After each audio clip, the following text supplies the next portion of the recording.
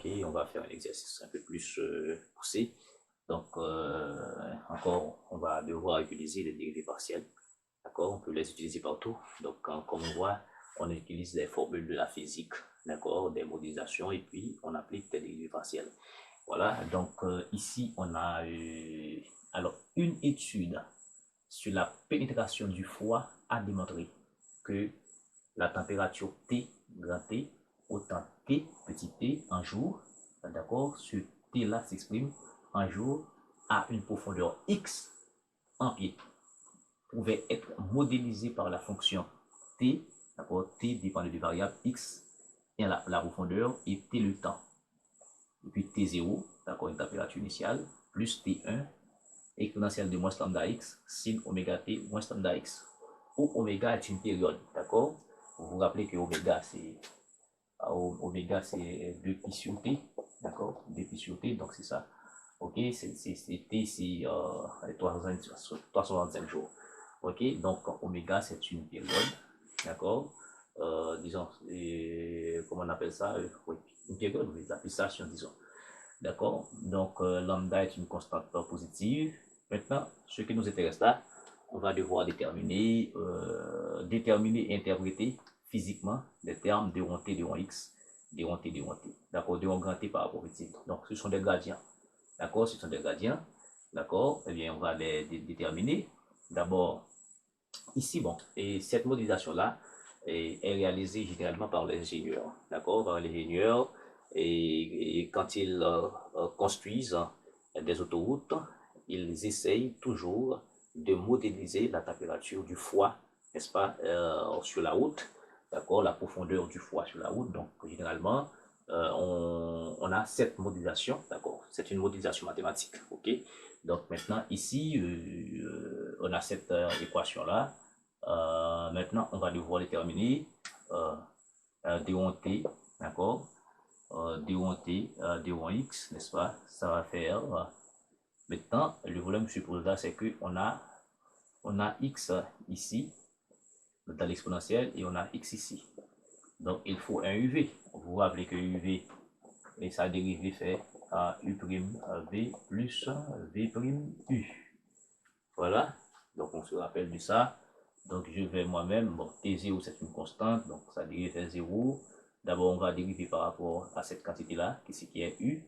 Donc, ça va nous donner, alors T0 fait 0, donc par rapport à X, ça va nous donner et moins lambda exponentielle de moins lambda X. D'accord, il y a un T1, d'accord, il y a un T1, et puis sin oméga T moins lambda X. Vous voyez, maintenant, on va dériver par rapport à cette quantité-là ici. D'accord, on a un signe U là maintenant. J'utilise deux formules là, il y a exponentielle de U. D'accord, donc sa dérivée fait U' exponentielle de U. Ensuite, il y a sin U. Et sin U, sa dérivée fait U' cos U. Donc voilà, je mets tout pour vous là. Maintenant, par rapport à X qui est ici, donc T0 on possède une constante. Donc nous allons garder ici T1 et T1 exponentielle de moins lambda X. Et on va faire quoi? Et ici, c'est encore une constante, c'est par rapport à X ici.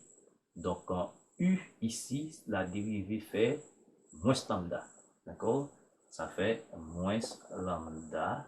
Ok? T1 exponentielle de moins lambda X moins lambda. Et tout ceci par cosinus de oméga t moins lambda X. Ok? Donc, automatiquement, ça fait quoi? Qu'est-ce qu'il nous faut factoriser? Donc, on a moins lambda et T1 exponentielle de moins lambda X. On a moins lambda T1 exponentielle, donc ça fait moins lambda T1 exponentielle de moins lambda X qu'on va factoriser. On va rester ici justement en sin oméga T moins lambda X. D'accord, plus cos oméga t, d'accord, moins lambda X. Voilà pour les d1t, d1x. Donc, physiquement, qu'est-ce que ça signifie? D'accord? Physiquement, cela signifie que c'est la vitesse, d'accord? D1T, D1T, D1X, c'est vitesse, d'accord? Vitesse de variation de la température, d'accord?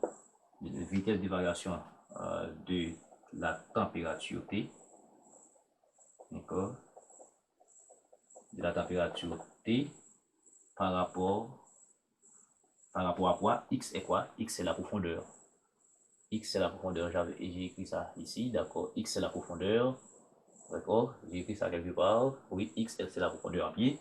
Donc c'est par rapport à la profondeur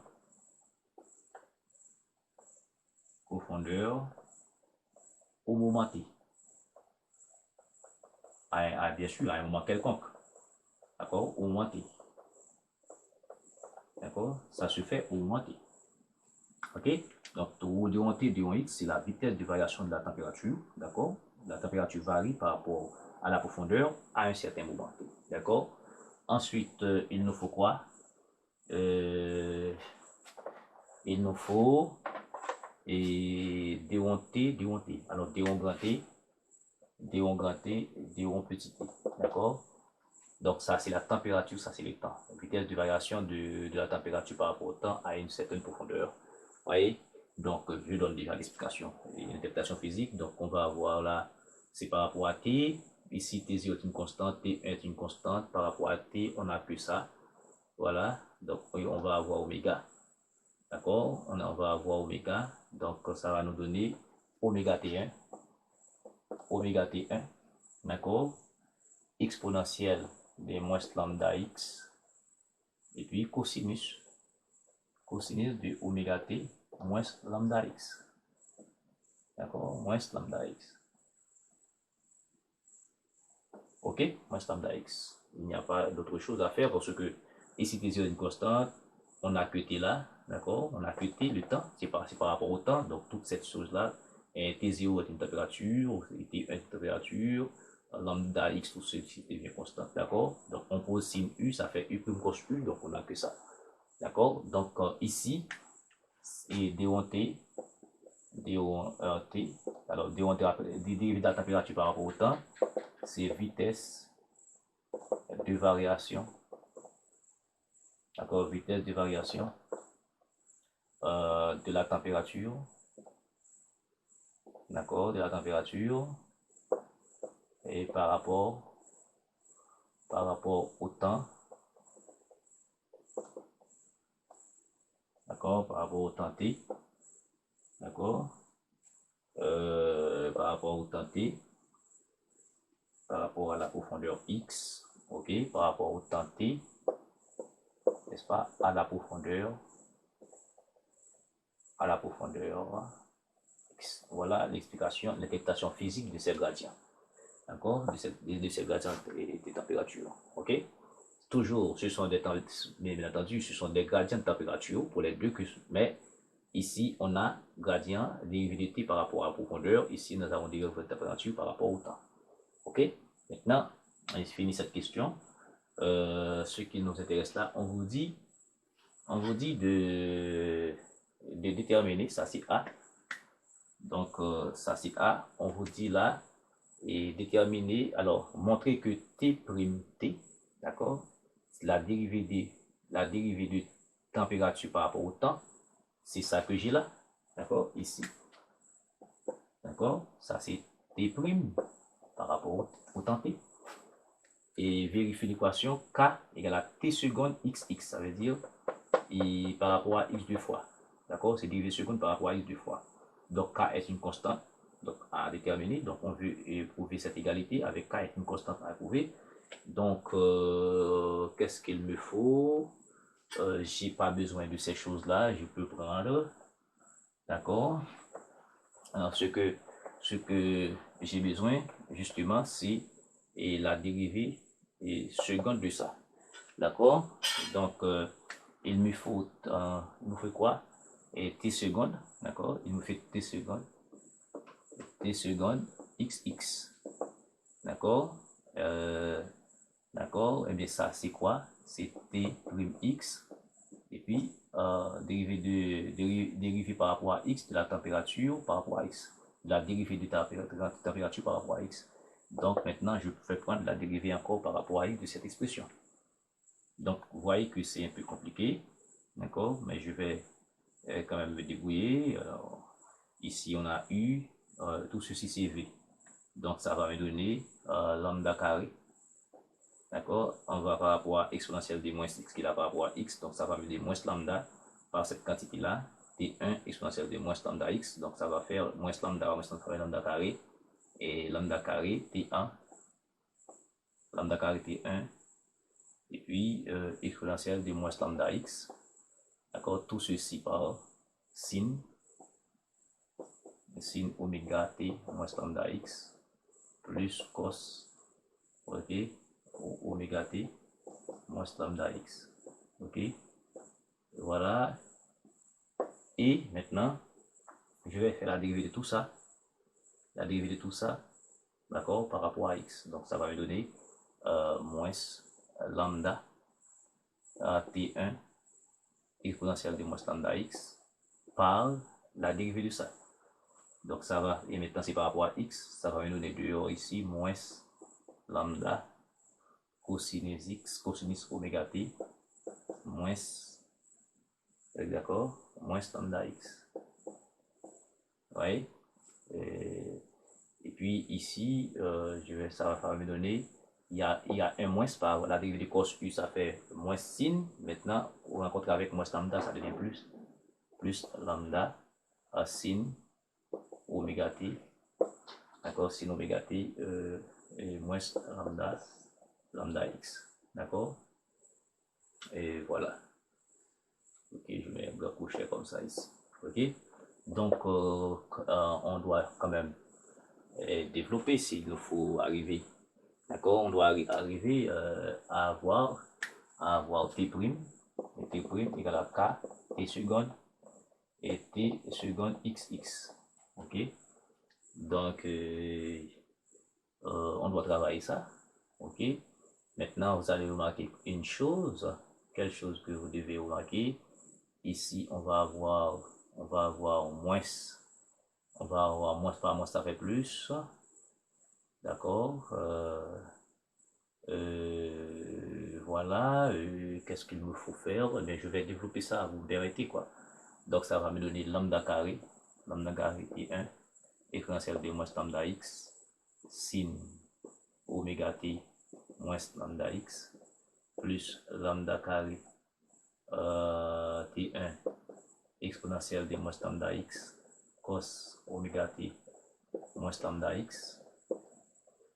Et puis ici, de même, ça va me donner moins par moins plus, ça fait lambda carré et t1 exponentielle de moins lambda x cosinus oméga t et moins lambda x. D'accord? Et puis moins ici, ici on va avoir moins ici, ça fait moins lambda carré, ok, et t1 exponentielle de moins lambda x sinus oméga t moins lambda x. Ok, on va voir qu'est-ce qu'on peut réduire là. Regardez bien, on a quelque chose à moins, quoi. D'accord, on a ici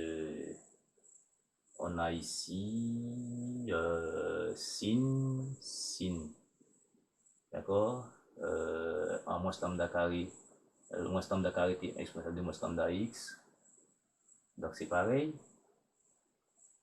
Et ici encore c'est pareil. Donc on doit avoir, et on a fait une erreur de signe, si je crois bien. Ici ça fait lambda carré t1 exponentielle de moins lambda x sin oméga t moins lambda x, que je mets là. Ok. Et ça par ça. Ok, ça par ça. Et c'est ça.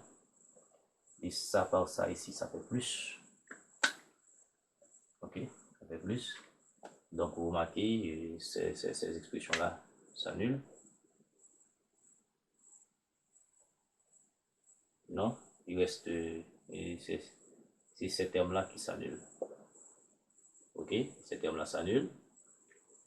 Ok, maintenant il nous reste, d'accord, il nous reste, et quoi, il nous reste celui-là, et donc ça, et laisse-moi voir, ça, alors je dois retirer ça pour faciliter la tâche. Donc ces termes-là, ce sont ces termes-là qui s'annulent, donc ça fait 2, lambda carré T1 exponentielle de moins lambda x cos oméga t moins lambda x. Donc à regarder ici, ça c'est t seconde x, ici c'est t prime et t prime par rapport à t. Donc où se trouve le problème? Donc pour vérifier l'égalité, donc ici nous avons oméga t1 exponentielle de moins lambda x, ici nous avons 2. Donc on va les égaler, d'accord? On va les égaler. Donc on va faire ça égal à ça, d'accord? Ok, donc voilà, on va voir qu'est-ce qui se passe. Donc en fait ça 2, alors on prend ça 2 lambda carré t1 exponentielle de moins lambda x cosinus oméga t moins lambda x égale, d'accord, parce que c'est égal, parce qu'on a t prime t, d'accord, t prime t égale à k, on va identifier ce k, donc ça va nous donner ici oméga à t1 exponentielle de moins lambda x cosinus oméga t moins lambda x. Donc qu'est-ce que vous marquez ici? Si je divise par oméga, d'accord, si je divise par oméga, je vais avoir quoi? Je vais avoir 2 lambda carré, d'accord, 2 lambda carré sur oméga. Ok, 2 lambda carré sur oméga, ça fait t1 exponentielle de moins lambda x cos oméga t moins lambda x. Ça fait t1, et ça fait t1 exponentielle de moins lambda x cos oméga t moins lambda x. Donc et ici, donc et ces deux égalités, ces deux termes là, d'accord, si on les simplifie, donc on va rester quoi? 2 lambda carré oméga, d'accord, on peut les multiplier, donc ça fait 1, d'accord, et ça fait et oui, je prends ça, donc en d'autres termes, et ça c'est le cas, en question, ok, donc ces deux quantités là sont égales, d'accord, pour ce que justement, qu'est-ce qu'il nous faut? Il nous faut vérifier que t prime t égale à k et k t seconde. Donc t seconde c'est quoi? T seconde c'est tout ça, d'accord, t seconde c'est tout ça, ok, donc nous allons appeler ça un k. Ok, donc tout ceci va rester un t prime. Donc ici c'est k, donc c'est k t seconde, ok, k t seconde et xx, et puis ici ça va nous donner t prime, d'accord, et t prime t avec maintenant k égale à 2 lambda carré sur oméga.